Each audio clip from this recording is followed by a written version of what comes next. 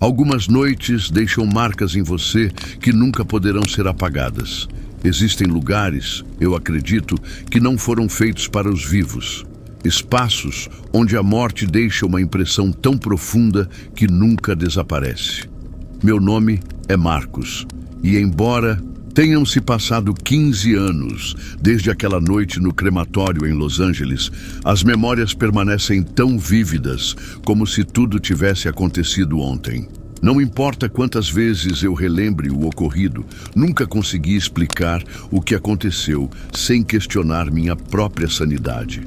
O crematório onde eu trabalhava era comum, um daqueles prédios frios e funcionais localizados nos arredores da cidade. Ficava onde o silêncio dos terrenos baldios começava e a cidade terminava. Eu estava lá há pouco tempo. O trabalho era simples, rotineiro, não era algo que a maioria das pessoas gostaria de fazer, mas pagava bem, e eu não me importava de lidar com o que outros evitavam. A morte nunca me assustou. Era apenas um trabalho como qualquer outro, até aquela noite. Tudo começou como um dia normal. Cheguei ao crematório à tarde, cumprimentei meu colega Ricardo e começamos a revisar a lista de tarefas. Naquela noite, tínhamos vários corpos para processar, mas houve um que chamou minha atenção, o de uma criança. É sempre mais difícil com crianças. Não importa o quão acostumado você esteja com esse tipo de trabalho. Vê-las deixa um vazio que você não consegue ignorar. O corpo do menino havia chegado mais cedo naquela manhã. Não havia muitas informações, apenas um nome e uma data de falecimento. Segundo os documentos, ele havia morrido de causas naturais. Mas algo em sua aparência me incomodava, uma expressão tênue congelada em seu rosto que parecia incompleta. Após as 21 horas, Ricardo e eu começamos a trabalhar nos corpos mais antigos. O crematório estava silencioso, exceto pelo zumbido do forno e o som ocasional das ferramentas. Tudo parecia normal, até chegar a vez de cremar a criança. Ricardo notou primeiro. Quando movemos o corpo do menino para a maca para colocá-lo no forno, Ricardo olhou para mim, mas não disse nada. Sua expressão era estranha, como se quisesse falar algo, mas não soubesse como. Pensei que ele estivesse apenas desconfortável com a situação. Afinal, não era comum lidar com alguém tão jovem. Continuamos colocando o menino no forno e iniciando o processo como de costume. Então ouvi um som fraco, tão suave no início que pensei ter imaginado. Era um gemido, mas não qualquer gemido. Era o som de uma criança chorando. Fiquei paralisado. Por um momento, meu sangue parecia ter parado de circular. Não podia ser. Olhei para Ricardo, esperando que ele não tivesse notado. Seu rosto pálido confirmou meus piores temores. Ele também tinha ouvido. Ambos ficamos imóveis, tentando racionalizar o que estávamos ouvindo. O som parecia vir do forno. Era impossível. A temperatura dentro do forno excedia 1000 graus Celsius. Nada poderia sobreviver lá dentro, mas o choro continuava, agudo, persistente e carregado de desespero. Em pânico, desliguei o forno e abri a porta. O calor era insuportável, mas isso não importava. Inspecionamos o interior, esperando encontrar alguma falha mecânica, algo que explicasse o som. Não havia nada. O corpo do menino ainda estava lá, já consumido pelas chamas e se transformando em cinzas. Ainda assim, o choro não havia parado. Parecia vir de todos os lugares e de lugar nenhum ao mesmo tempo. Desesperado para me acalmar, disse a Ricardo que tinha que ser uma falha técnica, algum ruído produzido pela maquinaria. Mas então, notei algo que me fez questionar tudo. Marcas nas paredes do forno. No começo, pensei que fossem rachaduras ou manchas de fuligem causadas pelo calor intenso. Mas ao olhar mais de perto, percebi que eram desenhos, rabiscos simples, como os feitos por uma criança. Casas, árvores, um sol sorridente. Era impossível, mas estavam lá. Disse a Ricardo que deveríamos verificar as câmeras de segurança. Talvez alguém ou algo tivesse entrado no crematório sem que percebêssemos, embora eu não soubesse exatamente o que estávamos procurando. Enquanto assistíamos às gravações, algo aterrorizante chamou nossa atenção. No exato momento em que ligamos o forno, com o corpo do menino dentro, as luzes na sala piscaram brevemente. Mas isso não era a parte mais perturbadora. O que nos deixou congelados foi o que vimos em seguida. Na tela, enquanto Ricardo e eu estávamos de costas para o forno, uma sombra apareceu. Não era nossa. Não podia ser. Era pequena, do tamanho de uma criança, e se moveu lentamente em direção ao forno antes de desaparecer. Ricardo começou a entrar em pânico. Nunca o tinha visto daquele jeito. Ele queria ir embora imediatamente e nunca mais voltar. Tentei manter a calma. Alguém precisava terminar o turno. Convenci-o a ficar um pouco mais, sugerindo que investigássemos mais sobre os registros do menino. Talvez houvesse algo que não nos contaram.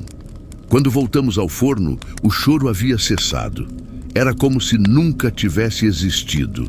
No entanto, os desenhos nas paredes do forno ainda estavam visíveis. E havia mais algo.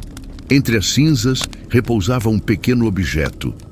Algo que deveria ter sido completamente incinerado pelo fogo. Era um carrinho de brinquedo de plástico, derretido e desgastado, mas inconfundível. Peguei-o com cuidado, minha mente lutando para entender como aquilo poderia ter sobrevivido a um calor tão intenso.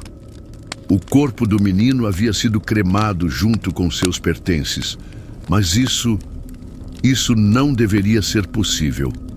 Aquilo foi a gota d'água para Ricardo. Ele disse que não aguentava mais e saiu, me deixando sozinho no crematório. Eu fiquei, segurando o carrinho de brinquedo, atormentado pelas perguntas sem resposta que giravam na minha mente. Naquela noite, não consegui dormir. Toda vez que fechava os olhos, via os desenhos nas paredes do forno.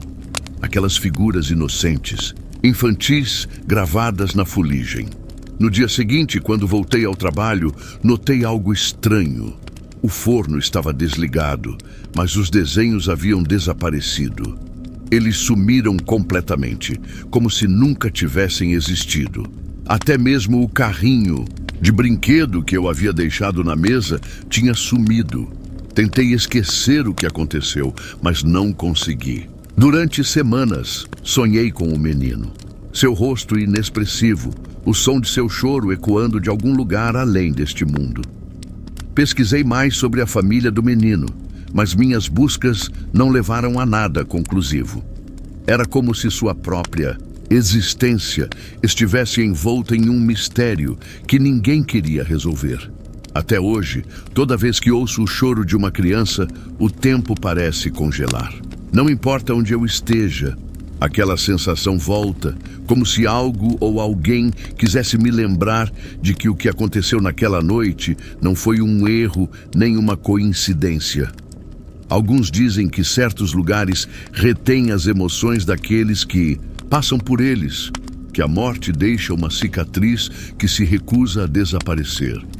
Eu não sei exatamente o que aconteceu naquele crematório em Los Angeles há 15 anos, mas sei que não foi normal. E mesmo tendo deixado aquele lugar para trás, há noites em que acordo com a sensação inabalável de que o menino nunca foi embora de verdade.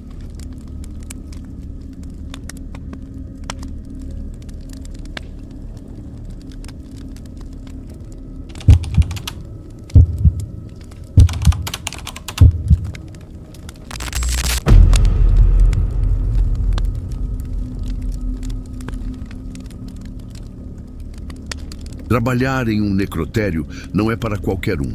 Descobri isso no meu primeiro dia de trabalho, 5 anos atrás. Meu nome é Rosa e sou técnica forense na cidade de Atlanta. Todos os dias encaro a morte de formas que a maioria das pessoas não conseguiria suportar. Muitos acham que meu trabalho é frio e clínico, como se os corpos na mesa de aço fossem apenas objetos sem vida esperando para serem analisados. Mas o que a maioria não sabe é que algumas mortes resistem ao encerramento, como se os falecidos não quisessem que suas histórias terminassem ali. Isso era apenas um pensamento passageiro na minha mente, até o dia em que me deparei com o corpo daquela mulher. Desde então, nunca mais olhei para meu trabalho da mesma forma. Era uma sexta-feira à noite. Os turnos noturnos no necrotério costumam ser tranquilos, mas algo parecia diferente naquela noite. Por volta das 22 horas, a van do legista entregou um único cadáver. Quando abri o saco mortuário, encontrei os restos mortais de uma mulher idosa com cerca de 70 anos. De acordo com o relatório, ela havia morrido em casa, presumivelmente de parada cardíaca. Mas a cena onde foi encontrada era tudo menos comum. Ela foi achada rodeada por velas negras, símbolos estranhos esculpidos nas paredes e um altar improvisado no centro de sua sala de estar. Um dos paramédicos brincou, dizendo que parecia uma cena de filme de terror. Eu não ri, não havia nada de engraçado naquilo. A mulher era magra, com um rosto anguloso e cabelos brancos como a neve, que pareciam anormalmente longos. Suas mãos estavam cobertas por tatuagens grosseiras, linhas e figuras que eu não reconheci imediatamente, mas que pareciam antigas, como se pertencessem a outra era. O mais perturbador de tudo era sua expressão. Seus olhos ainda estavam abertos, fixos em algo que eu não conseguia ver, e sua boca estava ligeiramente aberta, em uma mistura de espanto e terror. Antes de iniciar a autópsia, revisei seu arquivo. Não havia muitas informações. Seu nome era Ángela Ramírez, e ela vivia sozinha há anos em uma pequena casa na periferia da cidade. Os vizinhos disseram que ela praticava bruxaria e recebia clientes regulares que a procuravam por favores e feitiços. Não era a primeira vez que eu ouvia histórias assim. Atlanta tem sua parcela de misticismo, mas naquela noite, ao ler essas palavras, senti um peso incomum. Liguei as frias luzes fluorescentes da sala de autópsia, coloquei minhas luvas e comecei a examinar o corpo. No início, tudo parecia rotina. Mas então notei algo estranho em seu abdômen. Pequenos cortes precisos formando uma forma que reconheci imediatamente. Um pentagrama. Ele havia sido esculpido com notável precisão. E a ferida parecia recente, como se alguém a tivesse feito pouco antes de sua morte. Não havia menção disso no relatório inicial, o que tornava tudo ainda mais estranho. Enquanto inspecionava o corpo, comecei a sentir algo errado. Não era nada tangível, apenas uma sensação opressiva, como se o ar ao meu redor tivesse ficado mais denso. Olhei para a mesa onde minhas ferramentas estavam organizadas e percebi algo incomum. Os instrumentos, que eu havia arrumado cuidadosamente, estavam fora de lugar, como se alguém os tivesse movido. Tentei me convencer de que tinha sido descuido meu e os reorganizei. Respirei fundo e continuei me preparando para a autópsia. Pouco depois, ao pegar o bisturi, as luzes da sala começaram a piscar. Não era incomum o sistema elétrico antigo do necrotério dar problemas, mas dessa vez a oscilação não parava.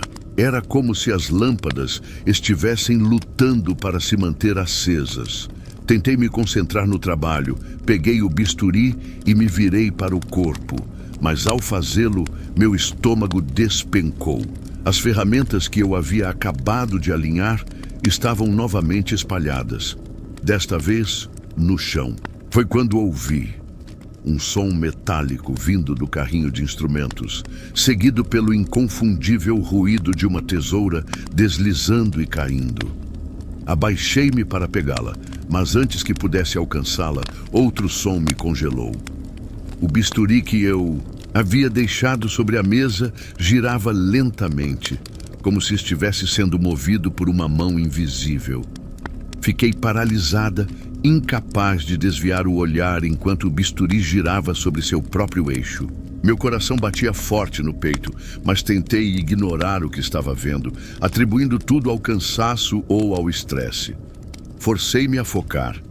Eu era uma profissional, e aquilo era apenas mais um corpo.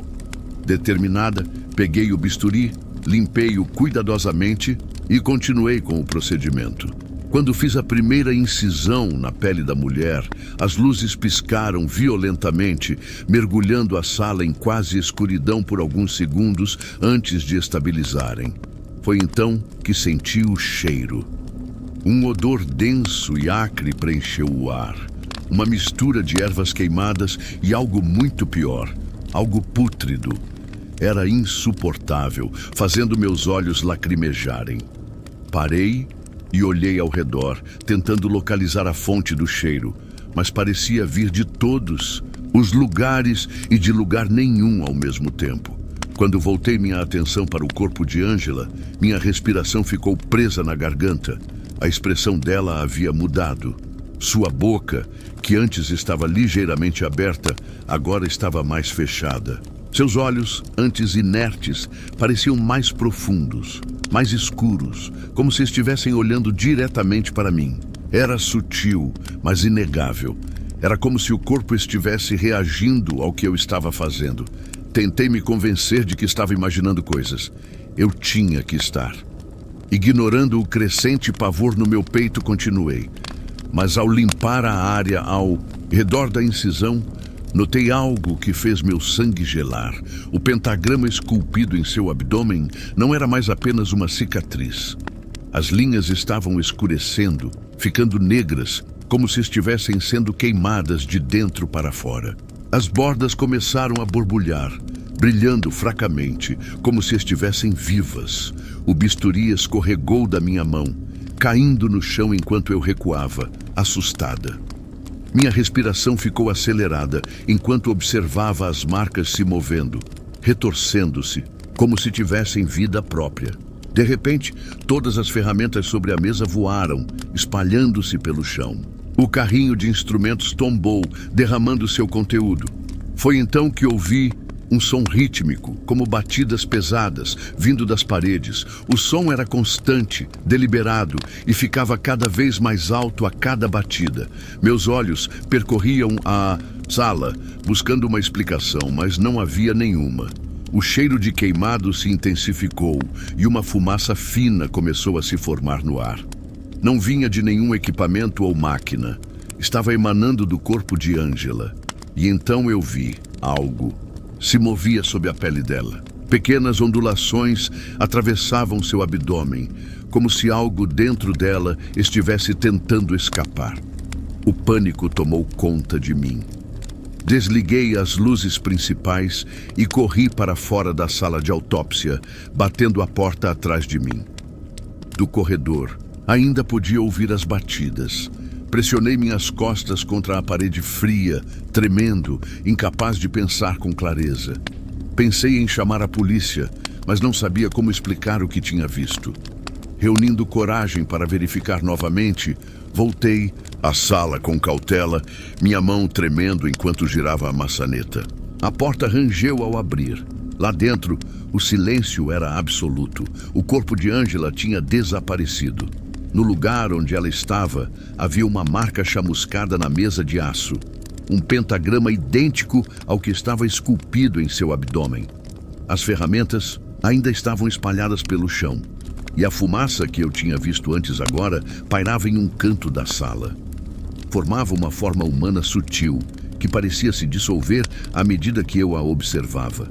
Fiquei paralisada, incapaz de respirar. Então, como se libertada de um feitiço, corri para fora do necrotério e passei o resto da noite no meu carro, tremendo incontrolavelmente. Na manhã seguinte, quando meus colegas chegaram, não havia evidências do que tinha acontecido. O corpo de Ângela havia desaparecido sem deixar rastros e ninguém conseguia explicar como ou porquê. O pentagrama também havia sumido da mesa, deixando apenas um leve cheiro de queimado. Desde aquela noite, evito trabalhar sozinha no necrotério. Alguns colegas já relataram cheiros estranhos, ou batidas leves nas paredes durante os turnos noturnos. Mas guardo minhas experiências para mim. Sei que Angela deixou algo para trás, algo que ainda está naquela sala, e sei que isso ainda não acabou.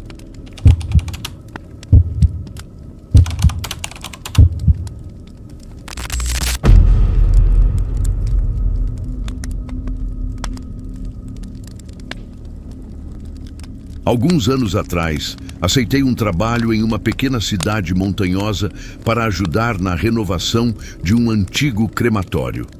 A estrutura estava abandonada havia décadas, um edifício esquecido, desmoronando sob o peso do tempo e do abandono. Camadas de poeira cobriam os pisos de pedra, e o cheiro de madeira podre pairava no ar como um aviso de que aquele lugar estava longe de ter paz. O crematório era uma construção de 2 andares, feita de tijolos escuros, com janelas pequenas, que lhe davam uma aparência sombria e vigilante. Ele ficava no alto de uma colina, isolado do resto da cidade. Parecia que os moradores o haviam banido, empurrando-o para fora de vista, mas sem coragem de destruí-lo. A floresta densa que cercava a colina era tão imponente quanto o próprio crematório. As árvores retorcidas pareciam sentinelas, com galhos entrelaçados, formando uma barreira que parecia protetora, ou talvez aprisionante. Nossa tarefa era simples: reforçar a estrutura, modernizar o interior e dar-lhe uma aparência decente para que pudesse ser reaproveitado como um depósito. Na época, eu não pensei muito nos detalhes. O pagamento era bom, e eu precisava do dinheiro. Não era supersticioso, nem acreditava em fantasmas. Trabalhar em um antigo crematório não me incomodava, ou pelo menos era o que eu achava. Desde o primeiro dia, algo no lugar parecia errado. O ar era denso e pesado, carregando uma sensação inabalável de inquietação. Os outros trabalhadores pareciam sentir o mesmo. Seus rostos os denunciavam, embora nenhum deles admitisse. Conversas sussurradas sobre sons estranhos e sombras esquisitas se espalhavam pela equipe. À noite, quando o vento passava pelas rachaduras das paredes, trazia murmúrios inquietantes. E às vezes, do lado de fora, eu jurava ver sombras se movendo nas janelas. A maioria dos trabalhadores era composta por locais. Homens rústicos, acostumados ao clima severo das montanhas e ao trabalho árduo. No entanto, seu comportamento mudava assim que começávamos a trabalhar no crematório. Tornaram-se supersticiosos, faziam o sinal da cruz e murmuravam orações ao entrar no prédio. Alguns diziam que o lugar era amaldiçoado. O fogo do crematório nunca se apaga de verdade, murmurou um velho trabalhador para mim certo dia. Seu tom era indecifrável, meio brincadeira, meio aviso. No início, os distúrbios eram sutis. Ferramentas desapareciam, apenas para reaparecer em locais onde não estávamos trabalhando. E havia o frio. Não importava o calor do sol de verão lá fora. Um frio gelado parecia infiltrar-se em nossos ossos assim que entrávamos. Então, encontramos a porta. Estávamos trabalhando no porão, removendo entulhos e reforçando a fundação. O espaço era sufocantemente pequeno, iluminado por apenas algumas lâmpadas fracas que piscavam ocasionalmente. No começo, a parede que descobrimos parecia comum, apenas mais uma seção de tijolos manchados de fuligem. Mas ao começar a raspar a sujeira, algo incomum se revelou. Sob as camadas de tijolos, havia uma porta de madeira maciça. Ela estava selada firmemente com correntes enferrujadas e pregos, como se alguém tivesse feito de tudo para garantir que permanecesse fechada.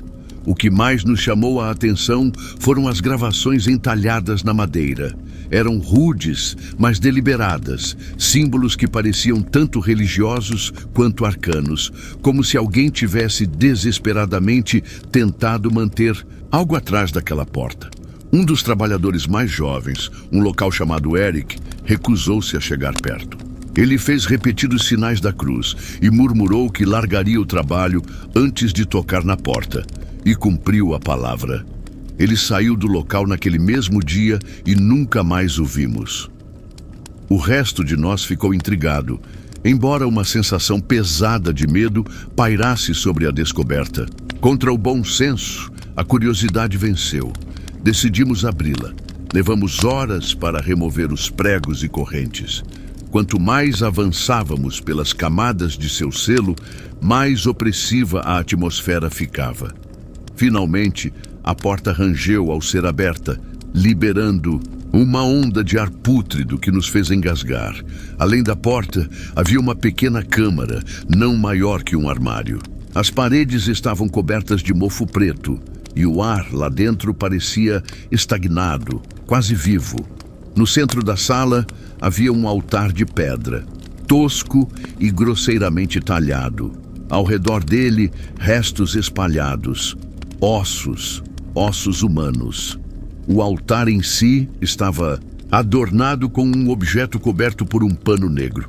No início, não conseguimos identificar o que era, mas o que mais nos impressionou foram os ossos. Eles estavam empilhados de forma aparentemente descuidada, mas cada um apontava para o altar, como se tivessem sido lançados ali em algum ritual frenético. Um dos trabalhadores, ou o mais corajoso ou o mais imprudente entre nós, levantou o pano negro. Debaixo dele havia uma urna, selada com os mesmos símbolos estranhos que cobriam a porta. Nenhum de nós ousou tocá-la. Por um acordo tácito, decidimos selar a porta novamente e não contar a ninguém o que havíamos encontrado. Mas já era tarde demais. A partir do momento em que abrimos aquela porta, a atmosfera no crematório mudou. O que antes era uma sensação sutil de desconforto tornou-se insuportável. Acidentes começaram a acontecer com mais frequência. Ferramentas desapareciam e reapareciam em locais perigosos. Portas batiam sozinhas, sem aviso, e um frio cortante parecia se estabelecer permanentemente dentro das paredes. Mesmo nos dias mais quentes, podíamos ver a nossa respiração no ar, mas o pior ainda estava por vir. Eu comecei a ouvir sussurros quando estava sozinha no porão. Eram murmúrios fracos, quase imperceptíveis, que pareciam vir da escuridão. No início, pensei que fosse apenas minha imaginação, mas eles ficaram mais altos e mais claros com o tempo. Diziam meu nome, suavemente no começo, depois com mais urgência, como um chamado que eu não conseguia ignorar. À noite, sonhava com o altar, os ossos e a urna selada com símbolos que eu não entendia. Nessas visões, a urna se abria lentamente, liberando uma sombra que rastejava em minha direção, arrastando garras afiadas e olhos vermelhos brilhantes cheios de ódio. Eu sempre acordava antes que ela me alcançasse, coberta de suor e com o coração disparado. O ponto de ruptura veio em uma noite quando estávamos trabalhando até tarde, apressando-nos para terminar a renovação. O sol já havia se posto e a escuridão sufocante de uma noite sem lua envolvia o lugar. Enquanto nos preparávamos para ir embora, ouvi um gemido baixo e gutural ecoar do porão. Parei no meio do caminho, olhando ao redor para ver se mais alguém tinha notado, mas os outros pareciam alheios, ou talvez estivessem deliberadamente ignorando. Eu não conseguia. Armado apenas com uma lanterna, desci as escadas rangentes em direção ao porão. O ar ficava mais frio a cada degrau que eu descia. Minha lanterna piscava erraticamente, o feixe de luz mal conseguindo atravessar a opressiva escuridão.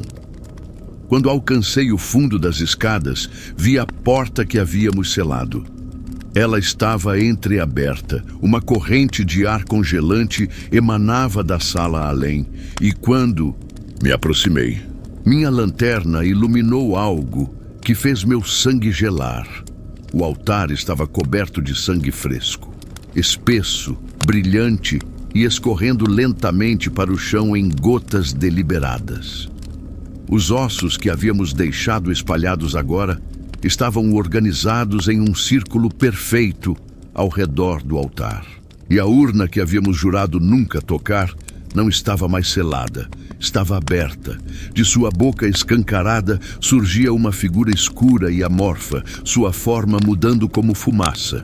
Ela não tinha rosto, mas eu podia sentir seu olhar em mim, penetrante, odioso e avassalador.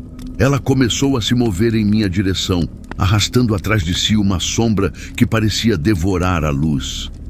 Tentei correr, mas minhas pernas pareciam presas ao chão. Meu peito apertou como se o ar tivesse sido sugado da sala. A figura estendeu mãos em forma de garras e, no instante em que estava prestes a me tocar, uma cacofonia ensurdecedora de gritos e orações ecoou atrás de mim. Os outros trabalhadores haviam ouvido minha lanterna cair e correram para o porão. Suas vozes quebraram o silêncio opressor, e assim que entraram, a figura desapareceu, dissolvendo-se no ar como névoa. A porta se fechou com um estrondo atrás de nós, selando a câmara mais uma vez. A última coisa que me lembro antes de perder a consciência foi o rosto pálido e aterrorizado de um dos trabalhadores, enquanto tentava me puxar para fora do porão. Quando acordei, estava no meu quarto na pousada onde estava hospedada. Alguns dos trabalhadores, junto com o padre da cidade, estavam ao meu lado. Disseram que eu havia sofrido um ataque de pânico, embora eu soubesse que a verdade era muito pior. Os trabalhadores que entraram no porão encontraram a urna vazia, os ossos espalhados e nenhum sinal do sangue ou da figura sombria que eu havia visto. Eles disseram a si mesmos que era apenas uma ilusão, fruto do meu estresse e exaustão. Mas eu podia ver em seus rostos que eles não acreditavam nas próprias palavras. Algo havia acontecido naquele porão, algo que nenhum de nós podia explicar. Na manhã seguinte, o padre realizou uma bênção no local, aspergindo água benta e recitando orações em cada canto do crematório. Ele parecia inquieto o tempo todo, e quando perguntei o que ele achava do lugar, ele apenas balançou a cabeça e disse: "Algumas coisas é melhor deixar em paz." Decidi que não podia mais ficar naquela cidade. Os pesadelos só pioravam, e toda vez que fechava os olhos, via o altar, os ossos e a sombra rastejando em minha direção. Pedi demissão e arrumei minhas coisas, determinada a colocar o máximo de distância possível entre mim e aquele lugar amaldiçoado. Quando estava saindo, um dos trabalhadores mais velhos segurou meu braço. Seu aperto era firme e sua expressão grave. "Não se esqueça", disse ele em um sussurro quase inaudível. "O fogo do crematório nunca se apaga." Naquele momento, eu não entendi completamente seu aviso, mas senti o peso de suas palavras. Era uma precaução, um presságio que eu carregaria para sempre. Dirigi para fora da cidade, sem olhar para trás. E embora anos tenham se passado, as memórias daquela noite permanecem vívidas.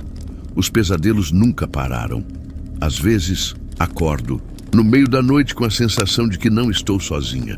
Ouço sussurros no escuro, fracos, fugazes, mas inconfundíveis, e há as sombras. Em certos momentos, as vejo pelo canto do olho, deslizando pelas paredes, espreitando nos cantos da minha casa.